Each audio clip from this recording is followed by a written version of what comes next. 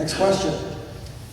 If voters approve a legal sale of marijuana, which they may do this November, a legal sale for recreational use, will you as mayor urge Riverside to allow pot sales, or will you urge Riverside to opt out of this new law and forbid pot sales? Ms. Melendez, start with you. Ms. Melendez, start with you. This is a tough one. I can see that there are many folks who benefit from the use of medical marijuana, but the legalization of this substance on a general basis is not something that I think that is good for our community. So I would say, if I interpreted that question correctly, that I would not favor that. Okay. Ms. Marino. You know, my husband and I had this conversation actually when we were driving down here. My husband is a compounding pharmacist, and it's going to be legal. We've got a drug house two doors down from our house, and they're growing it in a house like 6 houses on the other side. So it's here. The city needs to get it regulated, it needs to get it taxed, and it needs to get it so we actually have some kind of control over it. Because right now it's a free-for-all, and everybody's doing it out of their house. We've got to get into a more, a better environment to where it is regulated. Thank you.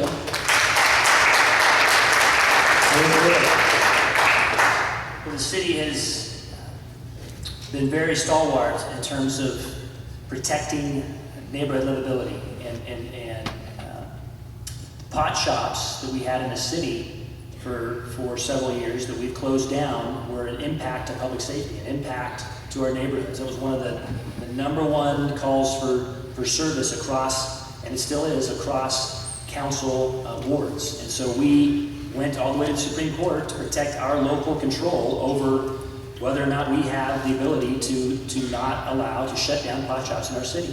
And it was resoundingly supported by a vote of the people, another Measure A, to not allow pot shops in our city. And I don't think it's the right message to send to our youth to allow recreational use of marijuana.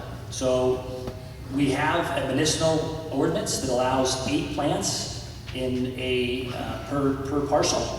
So we've got to balance the need for medicine versus this recreational use that I believe will increase crime in our city. Councilman Davis. Well, folks, I can tell you, as I'm the Vice President of the California City for our division, we have and are actually studying this. The consensus is throughout all the cities of the state of California is that we will not be able to control it. You will not be able to effectively tax it, period.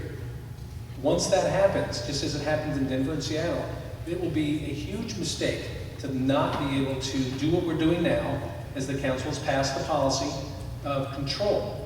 Even then with medical marijuana, we can't control it. We do the best that we can. We don't have the resources and the staff. I mean, you can grow it anywhere, in your closet if you wanted to.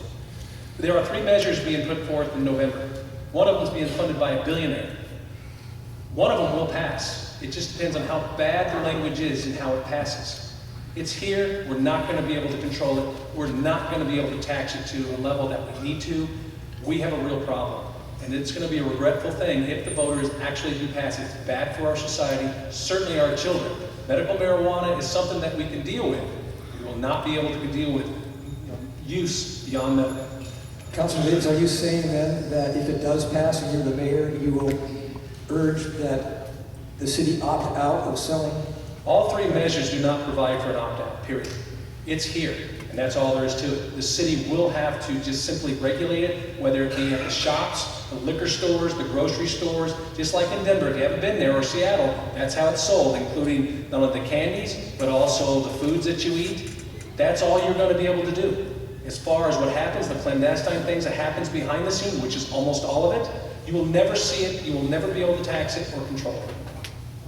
All right, just for the record, I think there is the one that I read, the leading one, does have an opt-out clause in it. Well, I can tell you the league looked at that and it's not a solid opt-out clause. Ms. Martinez. It's going to become legal.